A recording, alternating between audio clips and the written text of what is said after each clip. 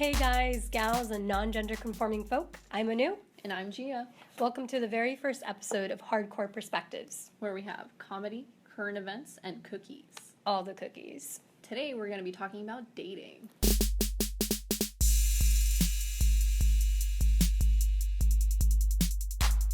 We'll be talking about dating and marriage in relation to our own experiences as Punjabi females growing up in modern America. Which comes with its own bundles of confusion, joy, and existential terror. Girl, it's been a trip. And it's not over. So, Anu, it's Valentine's Day.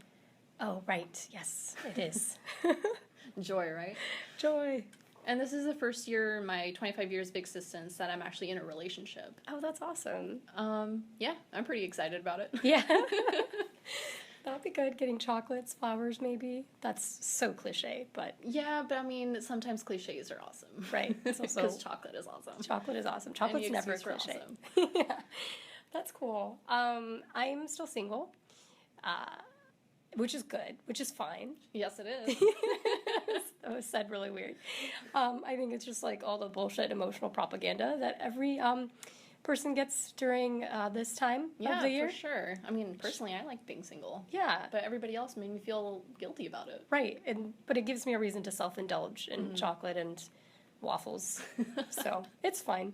But sounds tasty to me. Yeah, it is tasty. Well, but also I think like dating as an Indian female in America is just even harder than not dating at all. I mean, sometimes, well, here's the thing. Sometimes I still feel single. And you know why?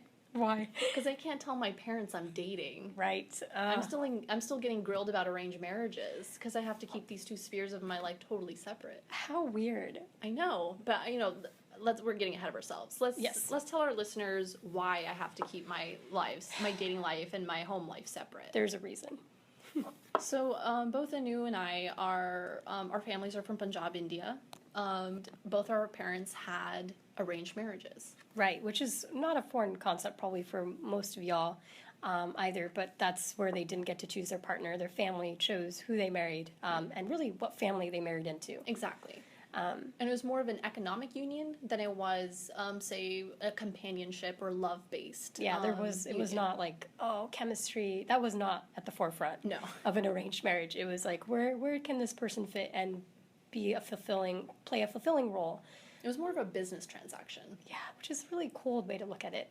We'll get more into that, but there's a reason for that. Yeah, and it's not totally cold like that. I mean, let's talk about why. Right. Where does our family come from? Yeah, so Punjab is known as the granary or the breadbasket of India, and it's a very fertile land. Yeah, it's one of the most fertile lands in the world. Mm-hmm. And I believe Punjab means the land of 5 rivers. Yeah, it does. Yeah, and so it's one of the most fertile lands in India, and it's hugely agricultural. And so that's how the family units are also set up. They're based on farms. Our parents grew up on a farm, working on farms. Mm-hmm. That's their economy and their survival relies on that. Yeah, it's a hard lifestyle, and so the family units have to be very tight-knit, and they rely on duty, loyalty, and tradition to survive. Right, because they have no other place. It's not like they mess up a crop or they lose a person to pick the crop. They can't just go find someone to replace that person. They have to depend on who's around them. Yeah, and so they need the marriage system to exist to produce children, so they can continue that line of tradition and family, and so they can keep the farm running. Basically, they need to produce farm hands. Right, and I think it's like for example, my dad started farming when he was 7, and he didn't get to go to school because he had to put his family first. Mm-hmm. And so when your family's thinking of where can I marry my child into, they're thinking along the same lines. It's like, who will sacrifice themselves for the betterment of the whole? Exactly. It's a very... utilitarian. Exactly. It's very utilitarian. But there's rationale for that, right? Mm-hmm. Like, because literally, like, if you look at Maslow's hierarchy of needs, like, in Punjab, especially during the time our family was growing up, they were looking at survival. They were looking at, like, security, food, shelter. Exactly. Basic needs is what they needed, and that's what they needed from people that were around them to fulfill those needs. Mm-hmm. They didn't have time to go singing love songs. No.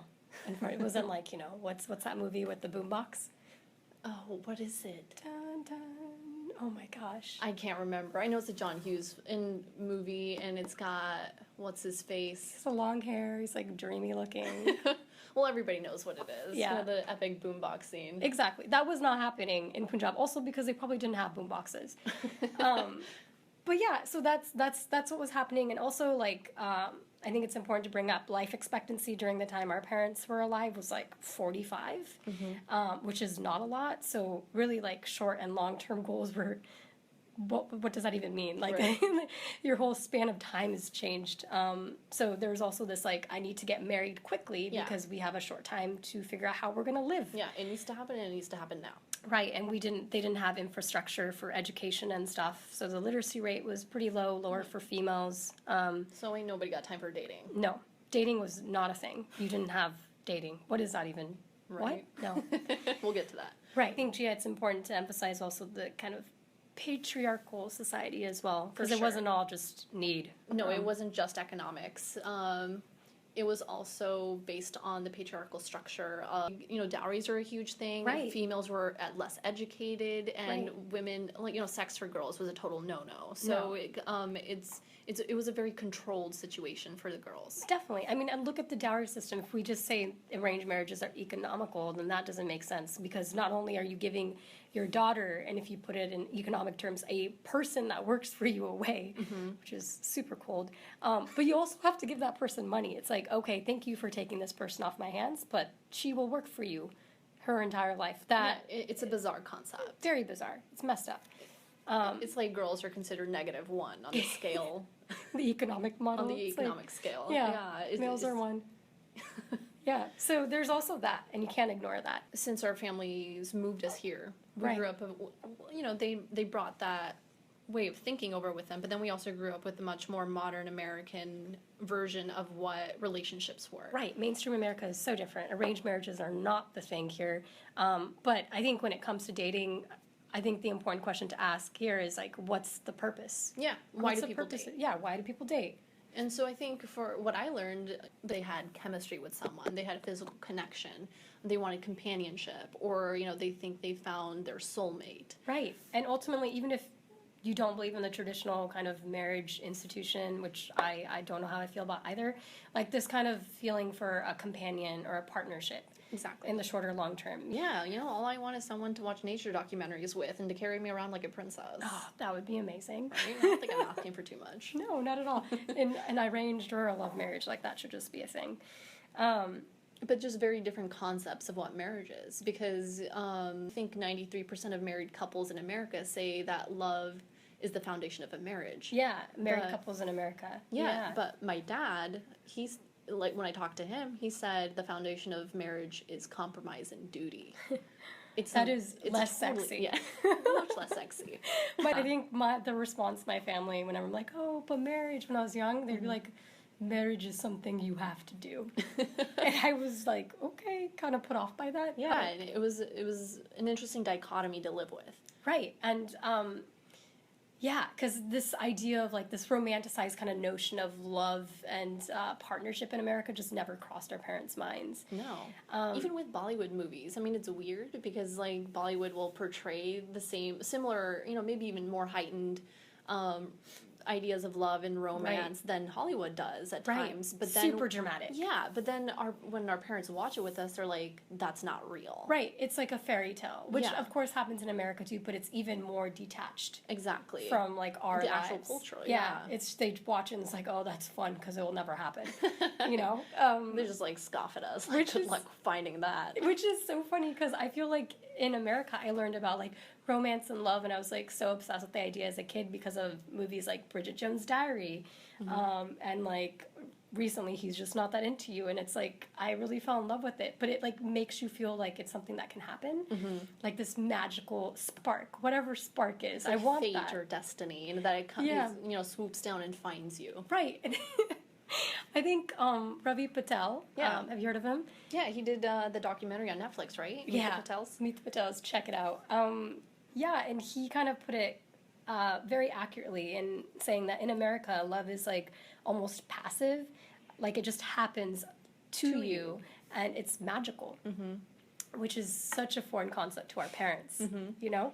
But let's think about that. Like, what kind of society, I guess, is America? Punjab, at least where our family was from, is very collectivist, right? Yes. It's very based on family unity. It's very based on dependence. Yes. America, Well, It's a not bit so different. much lately because I think the economics have changed. People are living in cities and industrial centers versus Definitely. agrarian centers. very And so industrialized. and so people have more options in terms of, just being more economically stable. So they have Right. more choices in that, and how they go about living their lives, and family structures have totally changed. Definitely. It's very like, I mean, this concept of individualism, whoa, that was weird. Individualism in America is very heavily like pushed, right?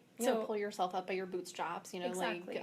live your own life, find yourself. Exactly. And don't let anybody stop you, kind of a right. thing. Move out the way. It's very like selfish, but not in a bad way because Yeah. I kind of embrace it. But like it's so different because in India it's like ride or die or be killed.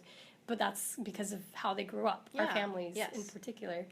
I thought it was interesting. I read something, a neuroscientist, that they labeled 3 attraction centers in our brains. Oh, interesting. Yeah. So one is lust, and then there's romantic love, and then there's attachment. And so in America, the way I see it is like the first 2, lust and romance, are what are emphasized.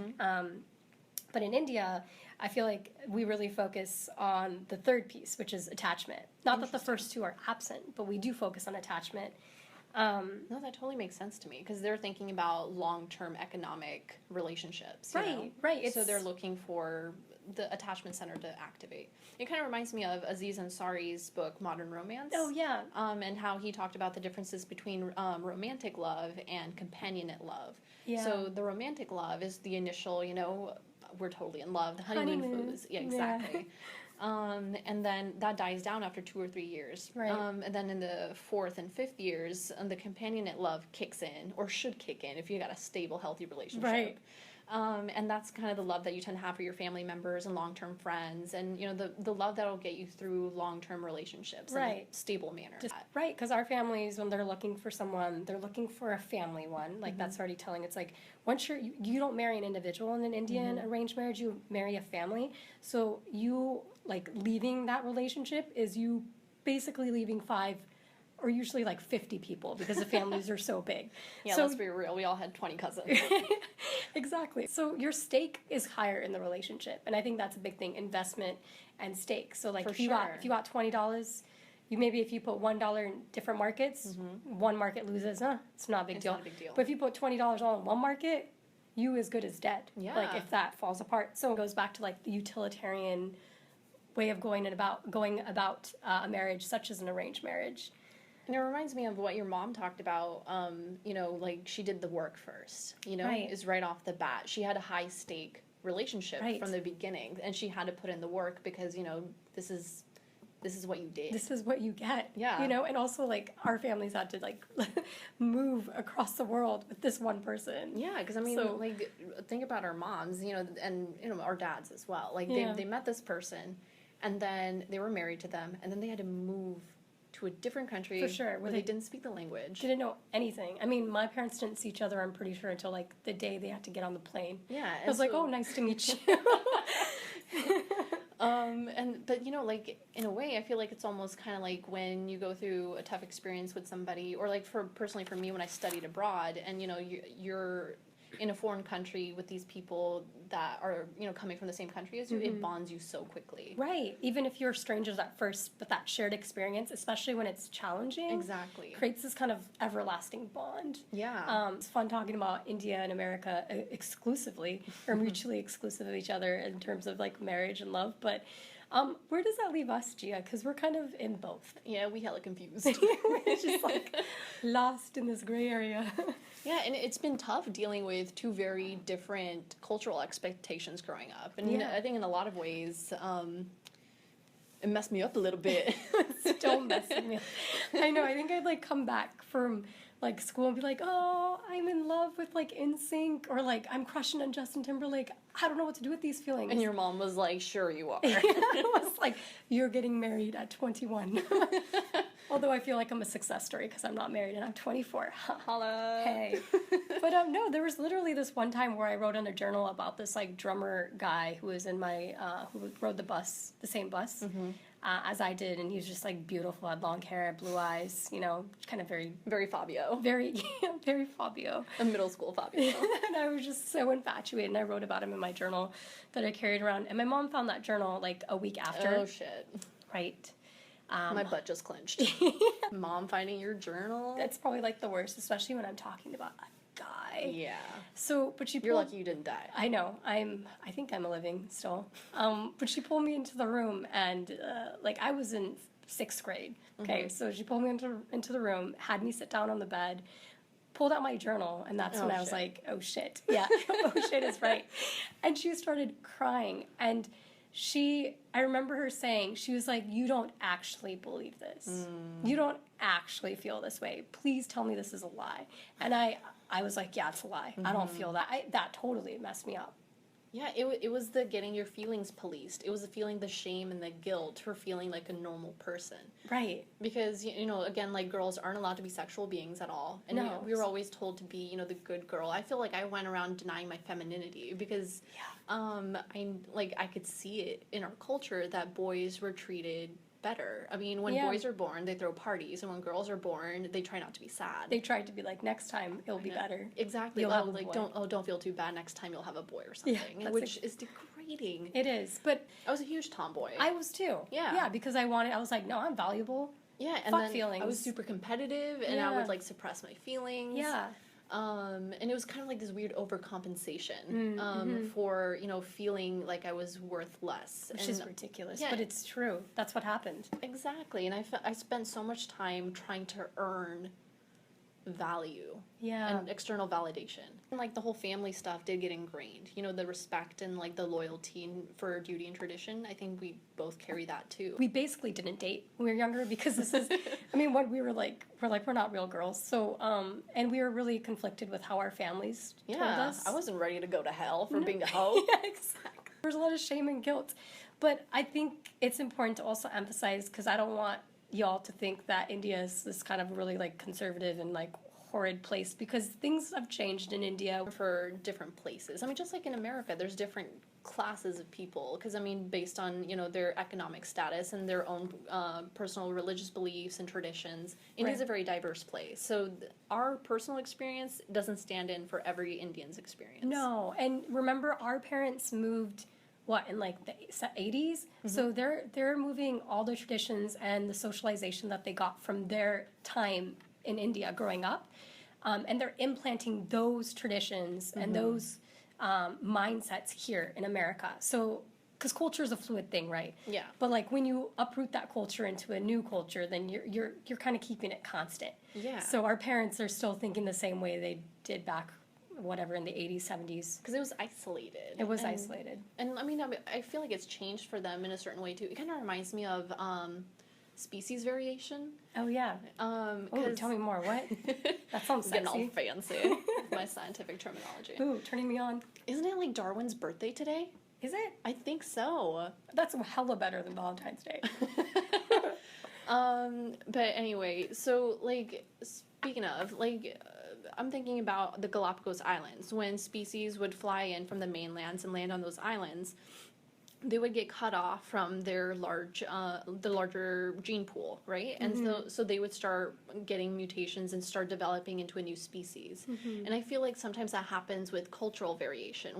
When a cultural tradition moves from one place to another, and it starts, you know, interacting with the new environment that it's in, and it starts turning into this hybrid fusion culture. Wow. So I feel like that's kind of what we're dealing with. We're like the X-Men. We're like the X-Men. X-woman.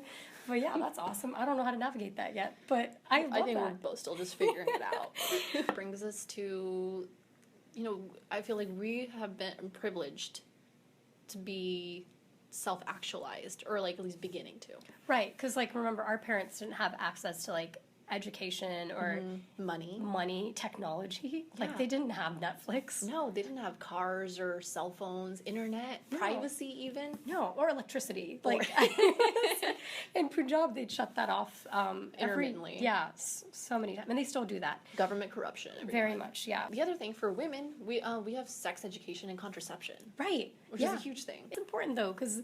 Super important. We have the means to also have, like, privacy and to be secretive, which sounds horrible, but the means to date. Yeah, it gives us the access to not be worried about the shame and the guilt necessarily as much because our families don't have to know about it. Right, we have the opportunity to explore our feelings. Yeah. So because I'm sure our parents have feelings, they desired people. I'm sure you have crushes and stuff. That doesn't change. But they had to be more repressed because that was just so infeasible. But we have feasibility and flexibility. We have the flexibility to, explore, who we are as people too. And I was thinking about this because, you brought up that we didn't date. And so then when we got into dating, we went through the trials and tribulations of teenagers in our 20s. It was horrible. So awkward. I feel like in certain ways it was a disadvantage, but in some ways, because I think I was a more secure person just through education, I had learned to value myself in a different way. Right. That, I found it wasn't, I felt more grounded in some ways. That's good. Yeah, just that I didn't feel like I needed a man. It's something that I wanted to explore. You built yourself up first before you had to depend on any one person.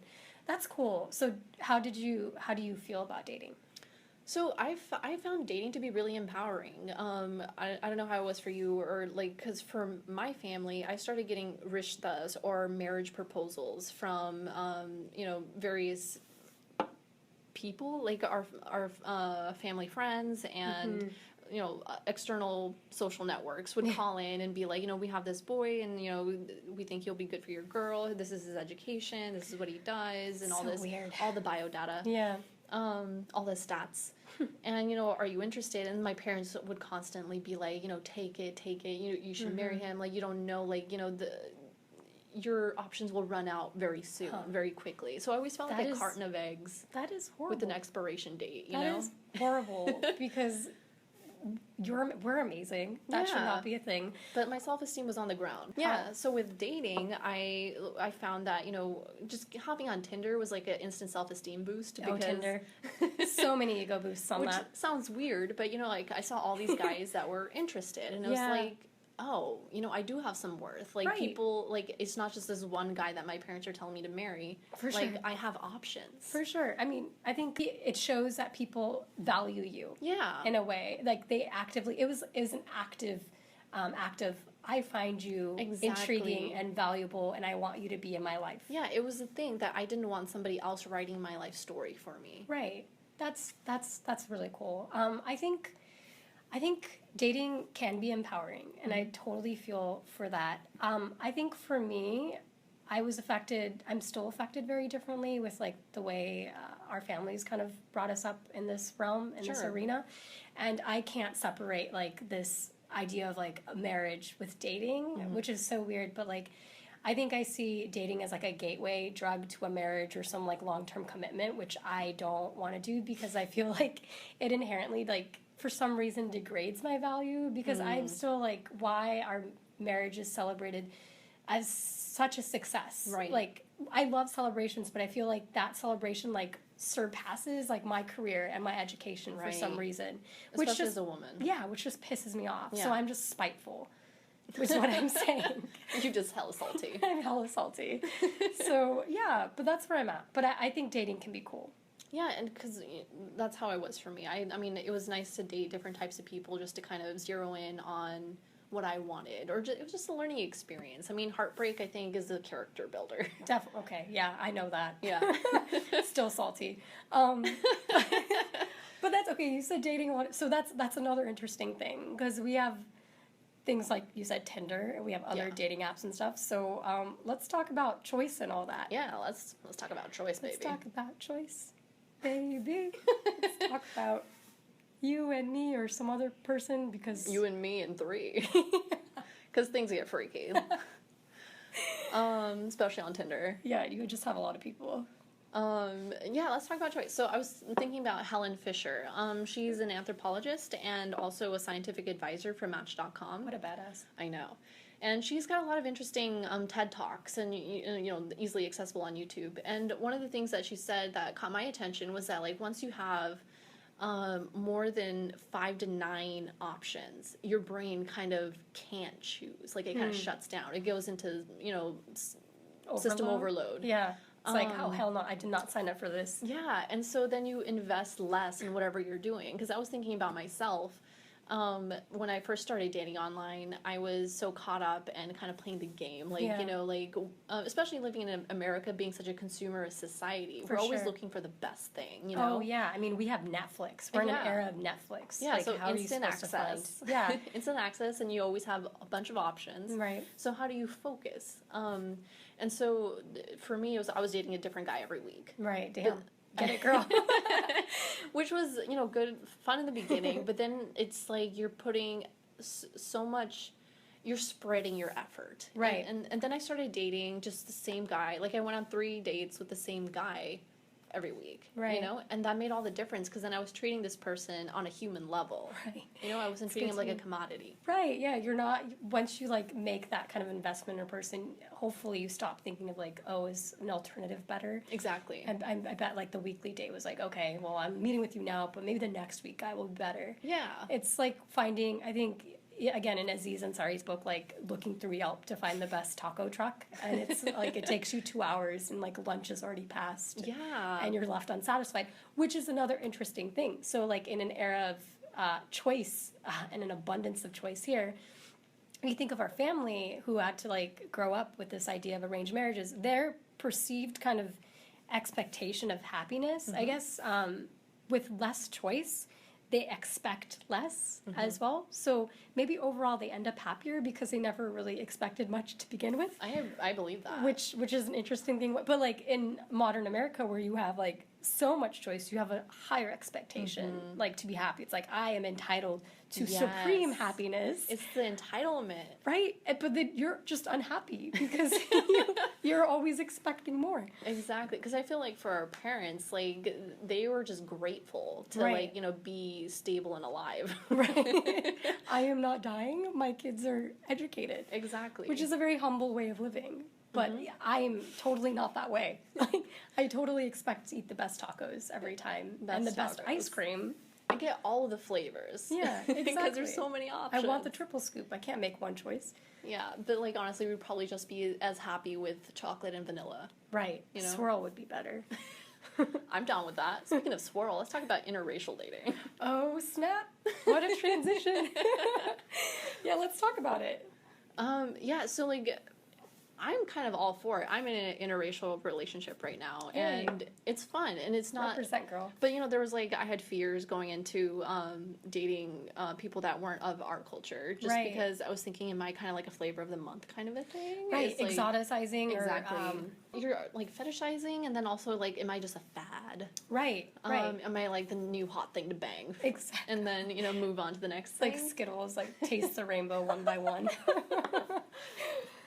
Yeah, pretty much. But, and so I had that, insecurity in the beginning. But then I feel like I got over that. Because once you start dating the person that, you click with, those insecurities kind of go away. And you realize that, this person is treating you like a person. And that's very easy to pick up on. Treat me like a person. Treat me like a person. But, yeah, no, that's important. And I think that's interesting. And I think, like, the interracial dating is such a important thing to talk about too, because I also feel like that's used almost as an excuse, like, okay, I'm dating this person, so I am not a racist. I think that's like that also kind of pervades my mind, like, along with the flavor of the month. Right. Like, I don't want to be used as a tool. Guilt. Yeah, like, ease away guilt. So that's another challenge, I think, in modern America. Especially because, I don't know if you read the Allure magazine article on how interracial couples are still perceived negatively, pervasively throughout America. Still boggles my mind that how much of that is still prevalent. Right. I think it's also hard, just, like, on an individual level, where we come from specifically with our family, is how that, like, affects us and our questioning. Because I definitely, Right. when I dated, I dated a white guy, and my constant question was very long-term fixed. I was like, I wasn't living like in the spark or the connection moment, Right. which is like what I wanted to do. Because I'm like, I can do this. I'm American too. Yeah. I want that connection, but I was very much like, okay, how would I justify you to my family? One, two, how would our marriage, like, how would we, I don't even want to get married, but I was like, how would we get married? Like, would it be an Indian wedding? Would people be judging me? Yeah. What would my aunt say? All these things run through your head. Yeah, like, can I still have, all these customary ceremonies? How are my families going to talk to each other? Yeah. All those things were still in my So mind. many tensions. And that basically destroyed my relationship. But, like, those things happen. And so Yeah. I think as a first generation, and I don't know how other cultures kind of deal with this, but I think for an Indian American especially, like, that is so hard. For sure. Because our families are kind of racist. I mean, if you think of it like arranged marriages too, like caste system based, right? Like you not only have to marry an Indian and also a Punjabi and also like in our case Sikh, but also the right caste. Exactly. So there's so many qualifications just within our own race that it makes me so apprehensive when I even deviate from our race. And let's not forget that he also has to be a doctor, lawyer, and engineer. Yep.